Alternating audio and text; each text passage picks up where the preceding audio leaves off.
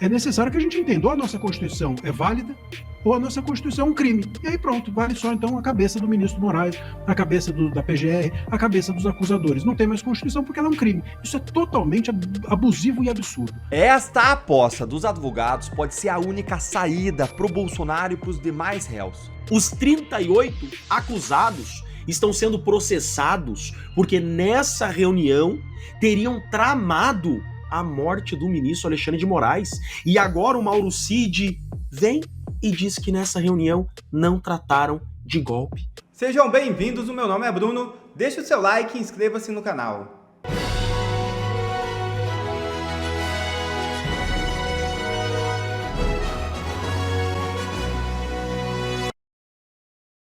Na cara de Moraes, general defende polêmico relatório das Forças Armadas sobre o sistema eleitoral. É isso mesmo.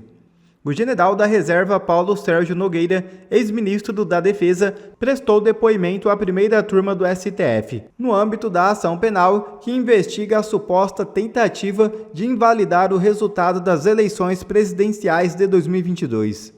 Durante o interrogatório conduzido por Alexandre de Moraes, relator do caso, Nogueira foi categórico ao afirmar que nunca recebeu qualquer tipo de pressão por parte do ex-presidente Jair Bolsonaro para manipular ou apresentar o relatório das Forças Armadas sobre o sistema eleitoral. Segundo o ex-ministro, o papel das Forças Armadas na ocasião foi exclusivamente o de realizar a fiscalização do processo eleitoral e não de identificar fraudes. Abre aspas. Eu não despachei documento nenhum, não houve reunião, não levei relatório para o presidente assinar. O presidente jamais me pressionou, seja para mandar o relatório somente no segundo turno, seja para alterar o relatório. O que me deixa de cabeça quente na denúncia que eu alterei esse relatório. Fecha aspas, declarou o general. A afirmação do general desmente as declarações de Mauro Cid e desmonta a narrativa do golpe. Um verdadeiro balde de água fria na cabeça de Moraes. E vaza a reação bizarra de ministros do STF com o depoimento de Bolsonaro. É isso mesmo. Durante o depoimento prestado ao ministro Alexandre de Moraes, uma declaração de Jair Bolsonaro levantou preocupações no campo jurídico e político, sendo interpretada por ministros da corte como uma confissão de intenção golpista. A questão surgiu quando Moraes indagou por que, após a confirmação da vitória de Lula nas urnas, Bolsonaro discutiu com membros das Forças Armadas a adoção de medidas excepcionais como um estado de sítio e estado de defesa. O magistrado mencionou ainda que essas conversas ocorreram após o Tribunal Superior Eleitoral, sob sua presidência na época, rejeitar uma ação do Partido Liberal que apontava falhas no processo eletrônico de votação. Abre aspas. É importante esclarecer a cogitação, a conversa, o início dessa questão de estado de sítio e estado de defesa teria sido em virtude da impossibilidade de recurso eleitoral. É isso? Questionou Alexandre de Moraes. Bolsonaro então respondeu, sim senhor. A partir dessa afirmação, Moraes concluiu que o partido havia recorrido e sido derrotado no TSE. Segundo relatos, ministros do STF interpretaram a resposta de Bolsonaro como uma espécie de confissão. Para um dos magistrados ouvidos, o inconformismo com o resultado eleitoral e com o indeferimento de recursos não justifica articulações para decretar medidas de exceção. O especialista André Marcília comenta. Ministros do Supremo Tribunal Federal começaram com um papo estranho que sempre é vazado pelas porta-vozes da mídia amiguinha, né? Eles estão considerando que Bolsonaro confessou durante o seu depoimento. Moraes perguntou por que o ex-presidente discutiu o estado de sítio com os militares, e aí Bolsonaro teria confirmado que as conversas ocorreram após o TSE rejeitar a ação do Partido Liberal. E aí o magistrado lembrou que o partido recorreu e perdeu no plenário do TSE. Ministros estão avaliando que o inconformismo com as urnas não justifica medidas excepcionais. A defesa de Bolsonaro alega que cogitar estado de sítio não configura crime, até porque é um aspecto constitucional. Moraes aplicou uma multa de 22 milhões ao Partido Liberal pela ação contestatória. E o núcleo de Bolsonaro acredita que o ex-presidente será mesmo condenado à prisão. Isso aí, André Marcília, parece que é o grande consenso em Brasília. Agora, esse papinho de que o Bolsonaro não se defendeu ontem é dose para mamute, né? Bom, a gente está às voltas, né, com uma série de narrativas sobre isso, né? Não é nem de uma imprensa de esquerda, vamos dizer assim, é do que a gente chama de grande mídia. E ela tem insistido que o Bolsonaro confessou que o Bolsonaro entregou o jogo e tal, e não aconteceu nada disso. Juridicamente, o que aconteceu foi que o Bolsonaro ele disse que ele cogitou a decretação de um estado de sítio. Estado de sítio é o quê? Ou estado de sítio ou estado de defesa. Isso está na Constituição. E quando perguntado a ele se isso significaria para ele uma quebra, ou se ele faria isso em nome de uma quebra da regularidade democrática, ele disse que não. Diz que golpe jamais passou pela cabeça de ninguém. Cadê a confissão? Agora, confessar que você cogitou, primeiro que cogitar não é crime. Cogitação de algo é lícito. Se eu cogitar assaltar um supermercado, ninguém pode entrar aqui na minha casa e me prender. Se eu não for lá, se eu não tomar nenhuma iniciativa, se eu não iniciar o ato, não é crime. Ponto. Primeiro, ele diz que ele cogitou algo que é lícito, que é decretar estado de sítio, que é um instituto constitucional. O estado de sítio é um instituto constitucional. E pior, é um instituto constitucional que só tem validade se o Congresso aprovar. Então o Congresso precisava aprovar a tal da minuta do golpe. Não existe minuta do golpe, porque a minuta seria justamente do decreto de estado de sítio, que é um instituto constitucional e que precisaria ter a aprovação do Congresso. Então o Congresso também estava envolvido no golpe. O golpe ia ser dado por todo mundo, menos pelo Moraes. O Congresso, o Bolsonaro, o Executivo, todo mundo estava envolvido no golpe, só não contava para o Moraes. É isso? Não faz sentido nenhum. Não existe minuta do golpe, existe uma minuta que sequer foi assinada de um decreto presidencial que se refere a um instituto legítimo da Constituição e que precisaria ainda de aprovação do Congresso. Ponto. Fim de papo. Não existe absolutamente nada de confissão nisso. Confessar que você vai usar a Constituição? Agora a Constituição é criminosa? Nós estamos caminhando num terreno muito perigoso, que é esse, que é o de criminalizarmos a Constituição. Estamos criminalizando a Constituição por meio desse julgamento do STF.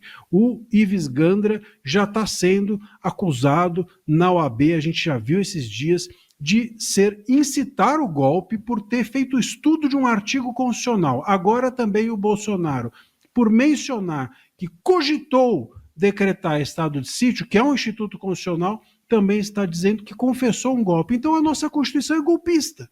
Então a nossa Constituição é criminosa. É necessário que a gente entenda, ou a nossa Constituição é válida, ou a nossa Constituição é um crime. E aí pronto, vale só então a cabeça do ministro Moraes, a cabeça da PGR, a cabeça dos acusadores. Não tem mais Constituição porque ela é um crime. Isso é totalmente abusivo e absurdo. Mas é aquilo, né? A gente sempre tem de ficar à mercê dessas narrativas porque as pessoas precisam contar que o Bolsonaro é um criminoso para conseguir fazer com que isso justifique que ele esteja fora das eleições no ano que vem. Enquanto isso, bem longe da sala de justiça, o Departamento de Estado dos Estados Unidos reafirmou a possibilidade de sanções ao ministro Alexandre de Moraes. A lei global Magnitsky prevê restrições de entrada e movimentação financeira. O governo americano está negando que a medida altere a relação firme que Estados Unidos e Brasil têm. O vice-porta-voz Mignon Houston evitou detalhar como as sanções podem acontecer. A administração Trump vê Moraes como uma ameaça à liberdade de expressão. Deputado Maurício Marcon, a coisa está ficando esquisita. Está chegando aí a sanção americana. E aí, como é que vai ser a reação no Brasil se isso se configurar e quando assim que isso se configurar? Olha, a última vez que eu tive tão ansioso por alguma coisa foi quando eu estava esperando para o meu casamento com a minha esposa, né? A gente está assim, completamente contando os minutos para chegar à lei Magnitsky, né? Que, como muito bem disse, os Estados Unidos não tem nada a ver com o Brasil, tem a ver com um juiz que não é o Brasil.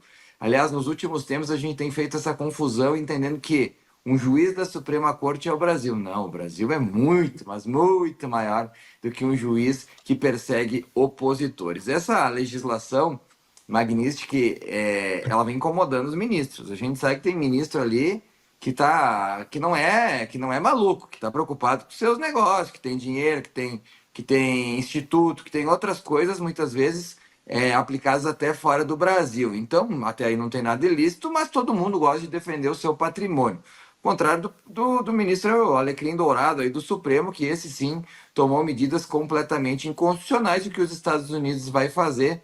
Vai punir quem puniu americanos de forma inconstitucional. Tem nada a ver com relação com o Brasil, com os Estados Unidos, salvo, claro, se o Brasil, através do Itamaraty, através do seu presidente, de quem a gente não espera nada, quiser tomar uma atitude mais robusta, né, contra um império aí de mais de 10 porta-aviões, né, que pode fazer sanções que derrubam o presidente em 2 semanas, não acredito que ele vai fazer isso também. Só para complementar a questão do Bolsonaro, que o André vinha falando de forma muito inteligente, a gente não pode esquecer que ao impeachment da Dilma, naquela época, a Dilma consultou os militares também para tomar uma medida via militar. Se não me falha a memória, aquelas medidas lá não estão ainda, elas não passaram do tempo de serem julgadas. Então, se é para julgar por pensamentos, por pensar fazer alguma coisa dentro da Constituição, eu acho que a Dilma deveria estar no banco dos réus, não no banco dos BRICS.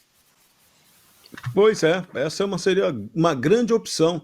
E o general Eduardo Vilas Boas, naquela época, negou qualquer possibilidade de utilizar as Forças Armadas para promover uma intervenção militar, como desejava a Dilma Rousseff. Ele disse não, né? Como utilizou-se no Supremo Tribunal ontem a expressão que é muito importante, né?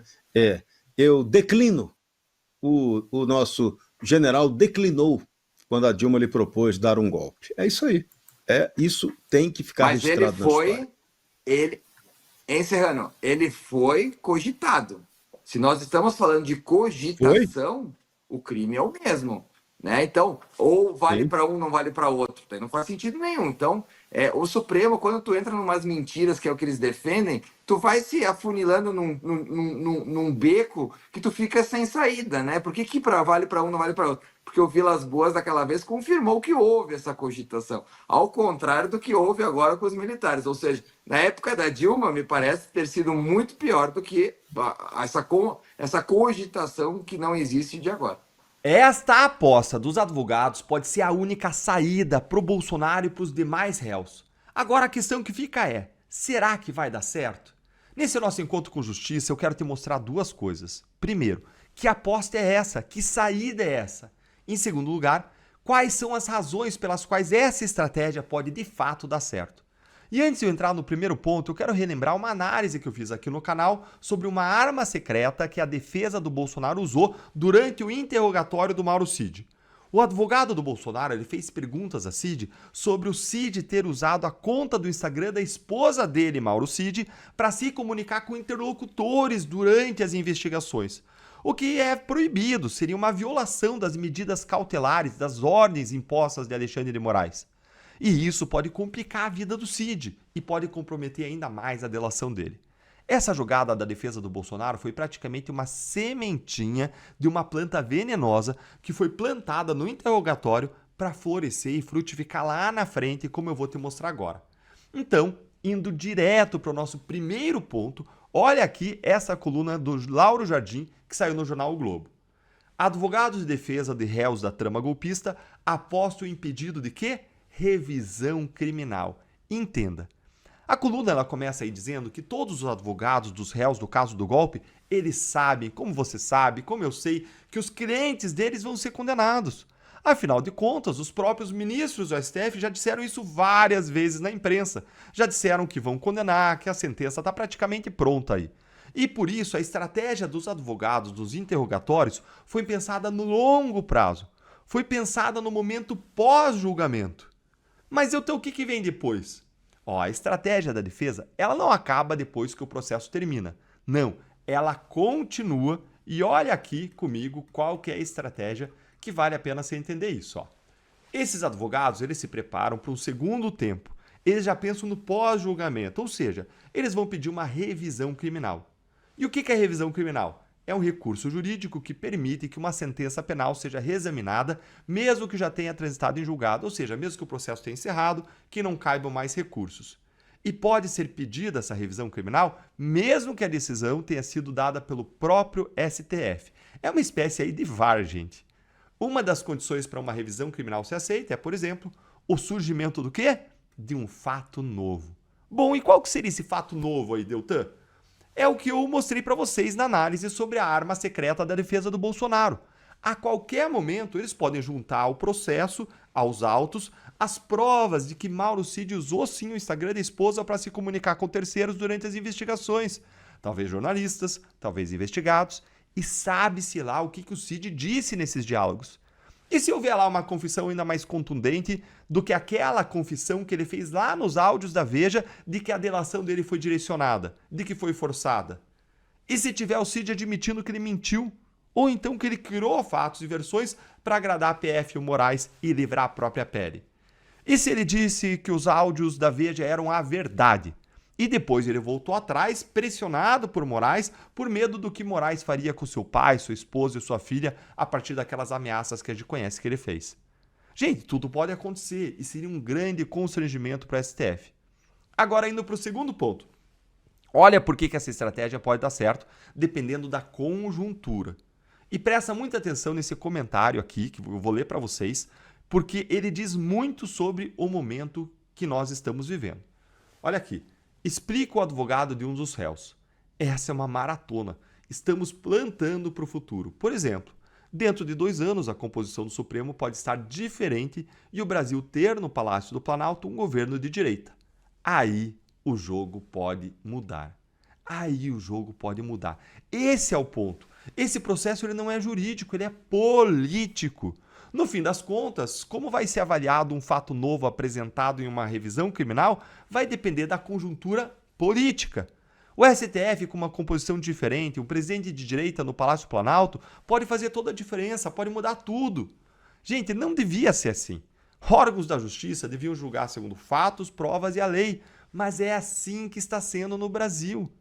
Então a mudança da correlação de forças aí no Supremo, no Congresso, na própria presidência da República, junto com uma defesa contundente mostrando uma possível fraude processual, pode ser o suficiente para mudar o resultado do julgamento lá na frente. Afinal, os ministros do STF eles não respondem aos fatos, às provas e à lei, mas respondem apenas à política.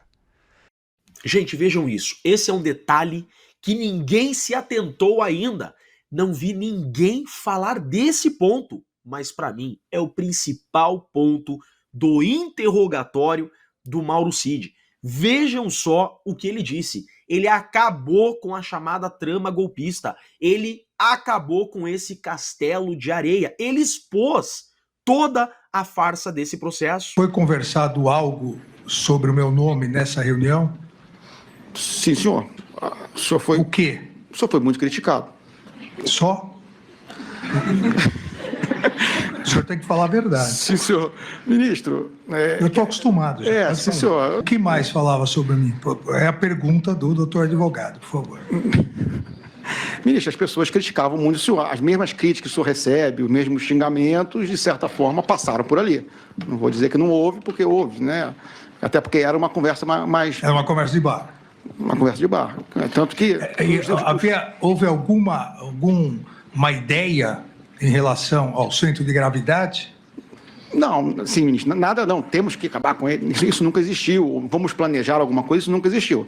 Tinha, assim, xingamentos, esse cara desgraçado, coisas que o senhor já ouviu bastante aí. Cadê o golpe? Né? Cadê a tentativa de golpe? Fotos, figurinha, aquelas...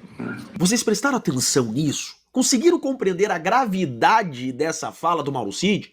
Toda acusação é no sentido de que, nessa reunião, tramaram a morte do ministro Alexandre de Moraes. O Bolsonaro está sendo acusado por essa reunião. O meu cliente, o Kid Preto, está preso por causa dessa reunião. Os 38 acusados estão sendo processados porque nessa reunião teriam tramado a morte do ministro Alexandre de Moraes. E agora o Mauro Cid vem e diz que nessa reunião não trataram de golpe. Nessa reunião apenas criticaram e xingaram o ministro. Vejam o que consta da denúncia. O plano se desdobrava em minuciosas atividades requintadas nas suas virtualidades perniciosas. Tinha no Supremo Tribunal Federal o alvo a ser neutralizado. Cogitava-se o uso de armas bélicas contra o ministro Alexandre de Moraes e a morte por envenenamento de Luiz Inácio Lula da Silva. Aqui segue. O plano contemplava a morte dos envolvidos, admitindo-se meios como explosivos, instrumentos bélicos ou envenenamento. Agora, o Mauro Cid diz que nessa reunião nada disso foi tratado, que nessa reunião apenas criticaram o ministro. Vejam, já pedi a liberdade do meu cliente com base nessa fala do delator, da principal testemunha do Ministério Público, porque é isso que ele é. Ele não é tecnicamente um delator. Delator não dá 11 versões. Delator fala e prova o que fala. Nós estamos diante de um processo com 250 milhões de mensagens, 1.200 celulares apreendidos e não tem uma prova de golpe. Tudo que tem são as falas do Mauro Cid cheias de contradições. E agora, em contradição à própria acusação. Vejam isso, eu não estou vendo ninguém divulgar. Eu não estou vendo a imprensa tradicional questionar que o Mauro Cid agora trouxe informação diferente da denúncia. O Mauro Cid acabou com a denúncia. Com o principal elemento da acusação, o Mauro Cid jogou por terra. Eu sou Jeffrey Chicchini, sou advogado e deixo aqui um grande e forte abraço a todos.